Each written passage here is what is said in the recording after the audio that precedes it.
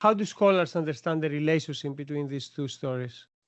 Yes, so this is perhaps the most famous example of very close parallels between the biblical account, the story of the flood that we find in Genesis 6 to 8, and the Mesopotamian story, the story of the flood as it is told, not just in the Gilgamesh epic, but in a number of different literary texts from ancient Mesopotamia. The earliest known from the early second millennium already, probably actually going back to earlier times, um, where the flood hero is a Sumerian man by the name of Ziusutra, which means long life.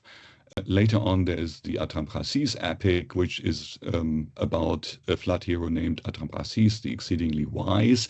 And then there's the most famous and best preserved flood narrative that is found embedded in the Epic of Gilgamesh. So the Epic of Gilgamesh, again, is a narrative, an epic that is known to us from different versions. The earliest ones, again, going back to the time around 2000 BCE or so. But the canonical version, the version that probably the biblical authors would have encountered, as they would have encountered versions of the Atrampasis epic, is from the first millennium. And you can see, I mean, this story, most of your viewers may perhaps not know, but probably most of them will know the biblical flood story, and you can see the parallels there quite evident.